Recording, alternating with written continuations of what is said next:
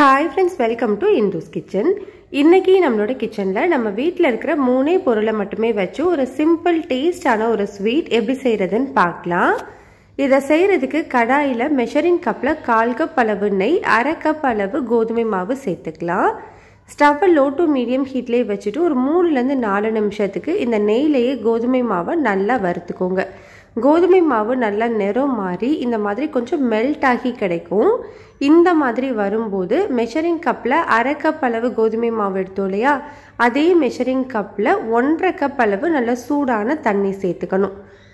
தண்ணி நல்லா கொதிக்க வச்சுட்டு அதுக்கப்புறமா சேர்த்துக்கோங்க. ஸ்டவ்வை லோ ஹீட்டில் வச்சு நல்லா கலந்து கொடுங்க. கட்டி எதுவும் இல்லாத மாதிரி நல்லா இந்த மாதிரி கலந்து கொடுங்க. நல்லா திக்காகி கிடைக்கும். ஒரு 3 ல இருந்து 4 நிமிஷத்துக்கு கையெடுக்காமல் இந்த மாதிரி கலந்து கொடுங்க.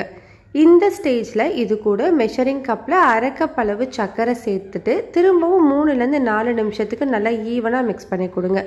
நம்மளுக்கு கோதுமை மாவு எல்லாமே நல்லாவே வெந்துருச்சு, சர்க்கரை மட்டும் மெல்ட் ஆனால் போதும். அதனால நல்லா ஈவனாக மிக்ஸ் பண்ணி கொடுங்க. இந்த மாதிரி ஒன்று சேர்ந்து வரும்போது இது கூட லாஸ்ட்டாக 2 டேபிள் ஸ்பூன் அளவு நெய் சேர்த்து நல்லா ஈவனாக மிக்ஸ் பண்ணிக்கோங்க. மிக்ஸ் பண்ணி இந்த மாதிரி கடாயில் கொஞ்சம் கூட ஒட்டாமல் அல்வா பதத்தில் வரும்போது இது கூட வாசனைக்காக 2 ஏலக்காய் தட்டிட்டு சேர்த்துக்கிறேன். ஏலக்காய் தூள் சேர்க்குறீங்கன்னா 1/2 டீஸ்பூன் அளவு சேர்த்து நல்லா ஈவனாக மிக்ஸ் பண்ணிவிட்டு ஸ்டவ் ஆஃப் பண்ணிடுங்க. ஆஃப் பண்ணிவிட்டு நான் இன்றைக்கி பாதாமை இந்த மாதிரி நல்லா துருவி சேர்த்துக்கிறேன். நீங்கள் சின்ன சின்னதாக கட் பண்ணியும் சேர்த்துக்கலாம். இல்லை நட்ஸ் எதுவும் வேண்டாம் அப்படின்னா நீங்கள் அப்படியே ஸ்கிப் பண்ணிடலாம். அவ்வளோதான், நம்மளுக்கு சூப்பரான ஸ்வீட் ரெடி ஆகிடுச்சு. கட்டாயம் ட்ரை பண்ணி பாருங்கள். டேஸ்ட் அவ்வளோ சூப்பராக இருக்கும். ரெசிபி பிடிச்சிருந்ததுன்னா லைக், ஷேர், சப்ஸ்கிரைப் பண்ணிக்கோங்க. கூடவே பெல் பட்டனையும் கிளிக் பண்ணிக்கோங்க.